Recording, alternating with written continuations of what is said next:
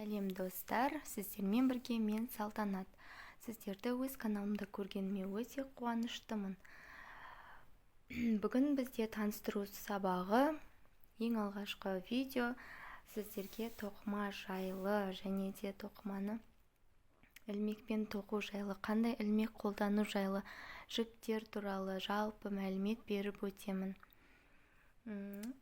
Мендегі қазіргі дайын заттар осылар, яғни 1 жасқа қызға арналған жилетка, бұл иран жібінен тоқылған,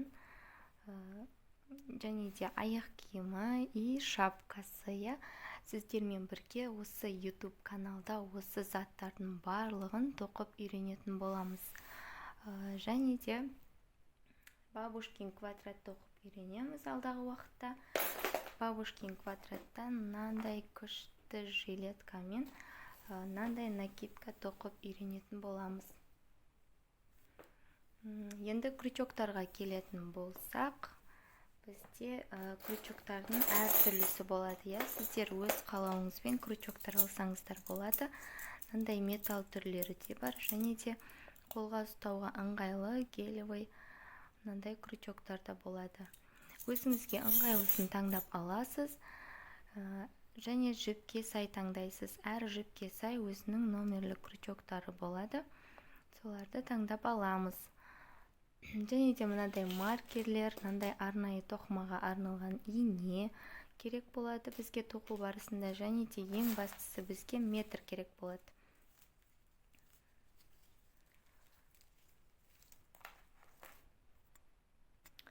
Және де жіптерге тоқтала кететін болсақ, бізде жіптердің түрлері өте көп.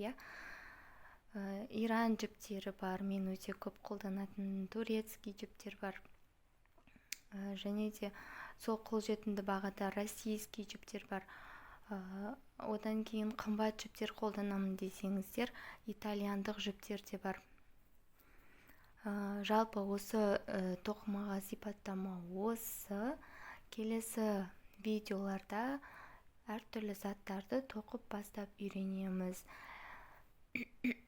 Сау болыңыздар. Егер сіздерге менің видеом ұнаса, лайк басып, пікір жазып кетіңіздер. Ал менің алдағы уақыттағы ерекше заттарымды көріп үйрену үшін подписка батырмасын басып кетіңіздер. Видеоны соңына дейін көргендеріңізге рахмет. Келесі видеоларда кездескенше.